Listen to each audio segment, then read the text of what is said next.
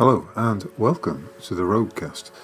This video essay is entitled Globe Flat Earth or a Divine Simulation. The man who thinks critically is naturally inclined to ask, where on earth am I?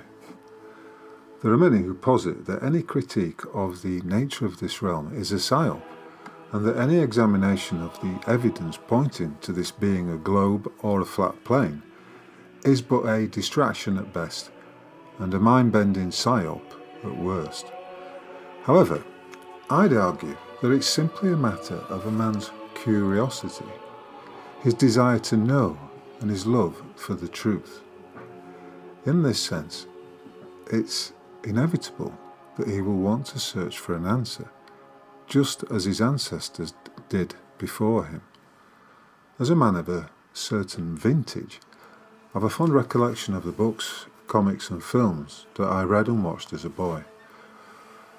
I've recently been contemplating a man-boy's insatiable pull towards and capacity for tales of heroism, daring-do and exploration.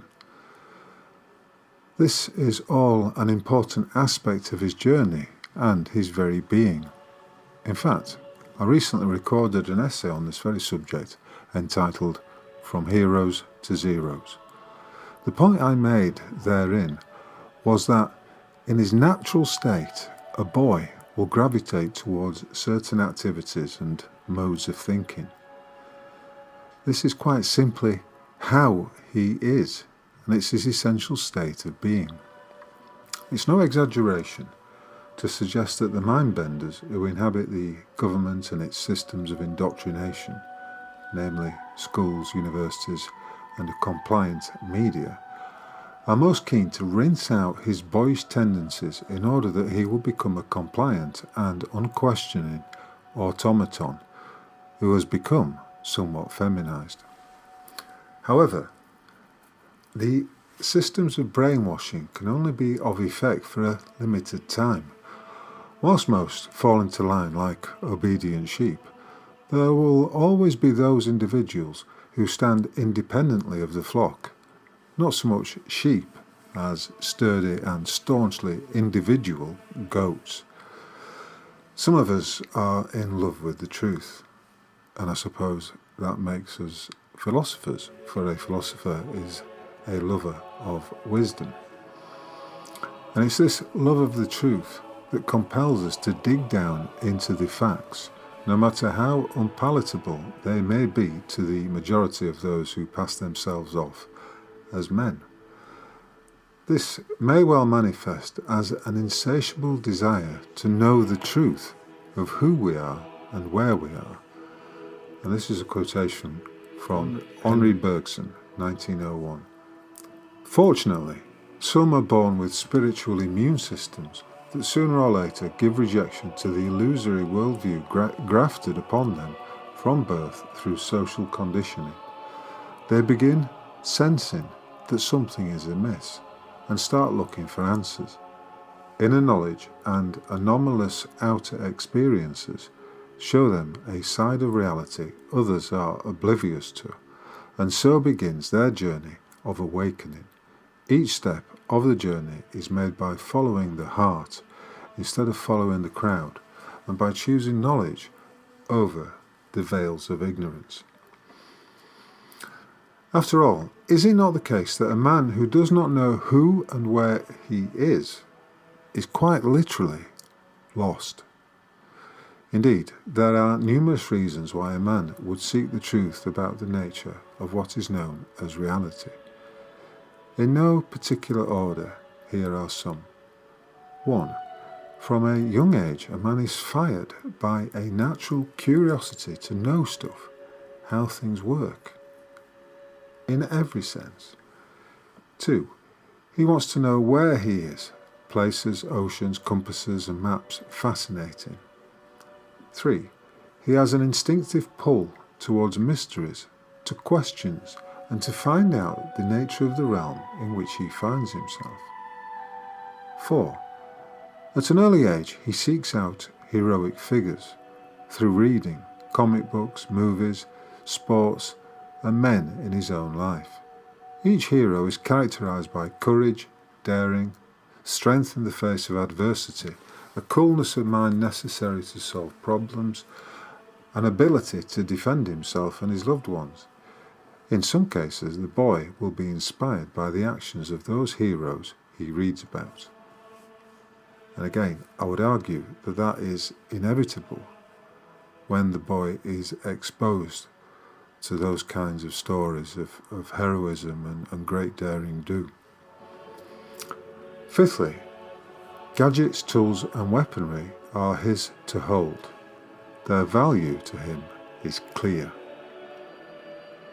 Those who would misdirect him into a collectivist mindset begin their indoctrination of him at an early age. He's shown a ball and told that this is a globe and it is the shape of the world on which he stands. But is that true? The map below is by Buckminster Fuller and is offered up to suggest that all is not as it seems, and the actual dimensions of our world are not as we have been told.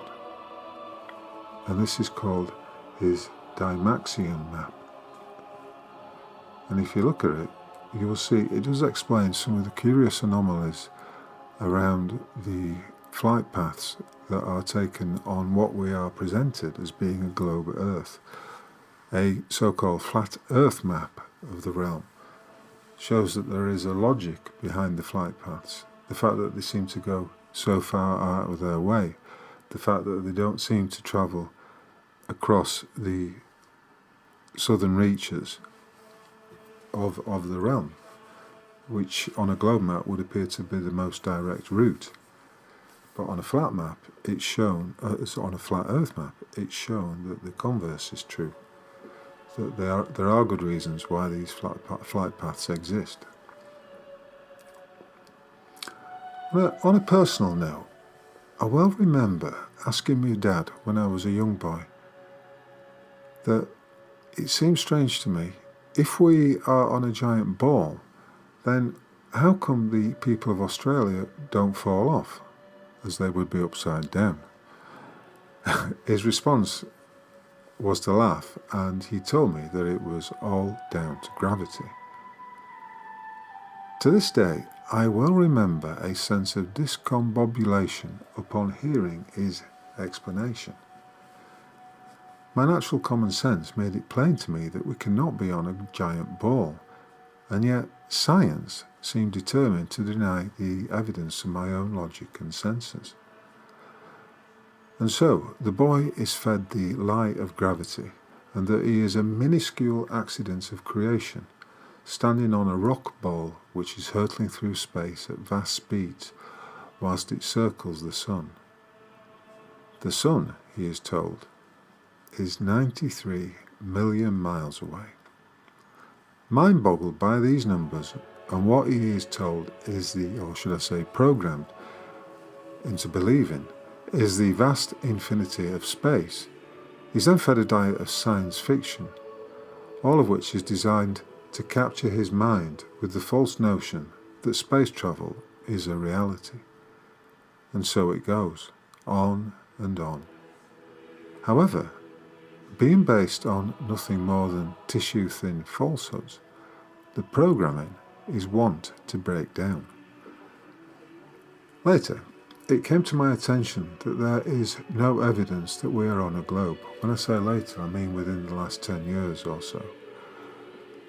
That experiments in curvature, flight paths, perspective and depth of field demonstrate beyond doubt that whatever this realm may be, we are not spinning through space or going round the sun, and of course that there is no such thing as space travel, the sky being a revolving clock of bodies called stars and planets that turn above us around the focal point of the North Star.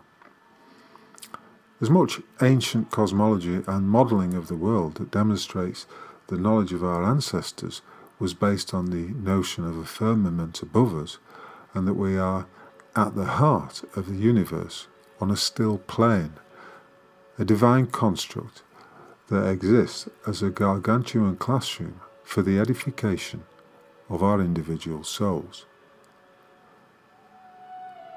I don't know if the Earth can truly be described as a flat plane, and I am very confident that it can certainly not be described as a ball. And right now, my conclusion is that it is some kind of divine simulation that, as I say, has been constructed by the Creator of all that is for the edification of our souls, for us to come here in these avatars, in human form, and to have the myriad experiences that we have in each of our individual journeys, and to learn soulful lessons from those experiences. But ultimately, I question as to whether it has any reality. And as far as I'm concerned, we are in this world, though we are not of it. We are sojourners who are passing through, and it is essentially a journey of the soul. A young man filled with boundless curiosity to find out exactly where he is will naturally seek the answers to who and what he is, how he fits into the chronology of the world, and what are the dimensions of the reality in which he finds himself. How was it constructed? How was it coded? How does it work? What is the nature of the informed field? These are all questions that are likely to come to anyone, any individual man who has not lost touch with his essential, natural state of curiosity. That, then, is the natural spirit of man, and hence there is immeasurable power to be gleaned from the boy's own stories that come into his purview. At some point, most likely around the age of 40, the individual may well come to the realization that he is, factually, a holy sojourner passing through a divine construct that is a university for his soul, filled with trials, tribulations and triumphs that constantly test him, which, whether we like it or not, is simply how it is. This quote is from Ephesians 6:12. Our struggle is not against flesh and blood, but against the rulers, against the authorities, against the powers of this dark world. And all of this, ultimately, is the individual man's raison d'etre, the very point of his life and all his natural proclivities to find out who, what he is, and where he exists in the great scheme of things. As John Keats wrote, "The truth is beauty, beauty is truth. That is all on earth you need to know." As ever, thanks for your attention. Should you value these essays and my discourses on Rogue Mail, then please feel free to tip me a few quid via the Buy Me a Coffee button, and or take out a paid subscription to my Substack pages. If you do that, of course, you will get first dibs.